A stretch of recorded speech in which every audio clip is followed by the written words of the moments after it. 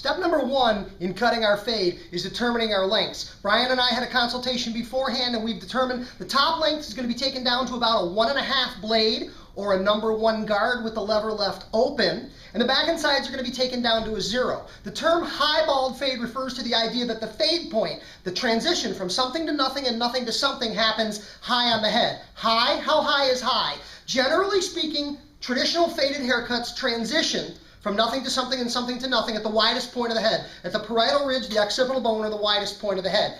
Any fade that takes place higher than the widest point of the head can be classified as high. Any fade that takes place lower than the widest point of the head would be referred to then as a low fade. That's right. So for Brian's haircut today, about a 1.5 on the top, 0 on the back and sides, and blended high. That's what we're looking for. We used a steel pick, or you could use a wide tooth comb to pick out Brian's hair a little bit. On textured hair, you'll want to pick through it just so you know what you have, so you have a feel for the length. We're also checking the scalp. Any irregularities in the scalp, perhaps a mole, something like that, better we find out about it on the front end of the haircut than during the haircut when, oops, now we have a problem.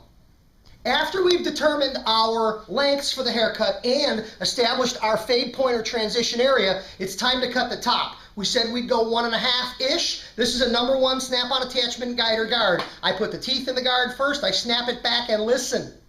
Nice, loud, clean, clear click. That tells me the guard is safe and secure in place on the clipper. Halfway across the top of his head, when the guard falls off and we bottom him out, you're having a bad day at work. That's not a good thing. Always guard your guard. Guard your guard refers to the idea that anytime we're using a snap-on attachment guide or guard, we'll have a finger in contact with the guard, either at the lower corner or 2 fingers underneath from the bottom to provide safe, secure protection to the guard on the clipper. We're going to open the lever up to the number 1 position. This is close, closed, or 000. This is number 1. We back off the blade slightly, leaving a slightly additional amount of hair beyond. I like to, instead of calling it 1.5, because it's not truly halfway to a number 2, I like to call that position 1 long, because it's longer than a 1.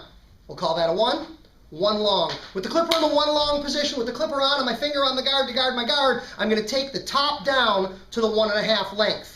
I'm going to move smoothly and evenly through the head. In this case, we're moving back from the front hairline against the natural growth direction in overlapping sections. 2 hands, 1 hand on the clipper, 1 hand on the client. Balance, stability, and control. The second hand, the hand back here, I'm not holding his head steady. His neck will always be stronger than my arm. If he wishes to move his head, he can move his head anywhere he wants to. By having this hand in physical contact with him, I'm reading his movement. I'm aware of his movement. If he's going to itch, twitch, wiggle, jump, or move, I will feel it with this hand before I see it with my eyes, and I can get the tool away from him. I'm going to work in overlapping sections throughout the entire interior of the haircut. And the most important point I will make in cutting the top is we want to make sure that when we cut the top, we cut down past our intended fade point. We intrude into the top edge of what will be the 0 length perimeter to set us up for our transitional fading. Cut the top, overlapping sections all the way around the head to complete this step.